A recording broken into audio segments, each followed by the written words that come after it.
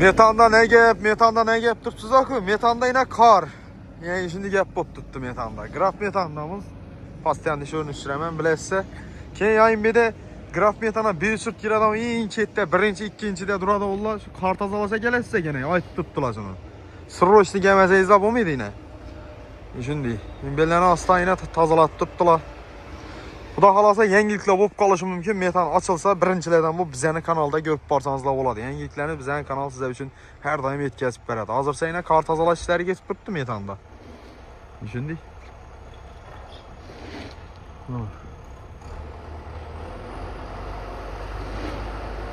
Lekin bunday bir iş yap turganı yok metan. Umumay ilik zapret. Bu da halasa yakın günlerde ertenge açılış ihtimali var yoki undan keyin yana 1-2 gün aralığında açılış ihtimali var. Bugün fakat karını göremiz indi. 2 yanvar metanda yine kar tazalaş işleri geçip tuttu. Adaş, şunda kimlerini çağırıp dursunuz?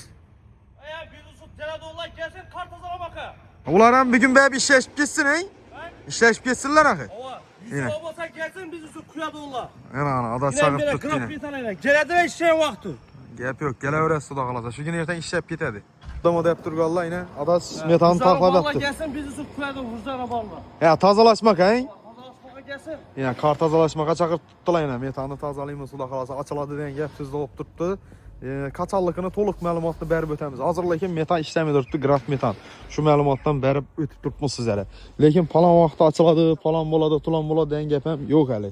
Açılsa o da qalasa birincilərdən bu bizəni kanalda görsəniz də boladı. Metan temada şimdi kim metan dürtdü, kim benzin dürtdü yazıb bu işini esdən çıxarmaqla. Lakin metalla ilik, yoki qayırlarda açıq. Sırroşni yazıb bərəmiz.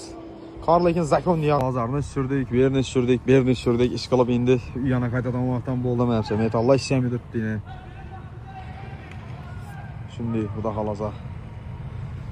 İşlese aytı bərəmiz birincilerden bolup işlese sizlere hazırca. Metalla ilik. Komentariya yazıp koyuşlarınızı sorak kalamazsınız. Evlerden bidik Kumanlık İsmailov. Like'larına basıp, abone olup, sunupkilerini basıp koyuşlarınızı sorayım. Birincilerden bolup, yengilikler olsa bize sizlere çıkarıp varamız.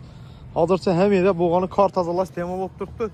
Lapatya değil mi? Lapatya. Lapatya yok bu zaman şimdi GCB'lerden tazalaba yaptılar. Gap yok.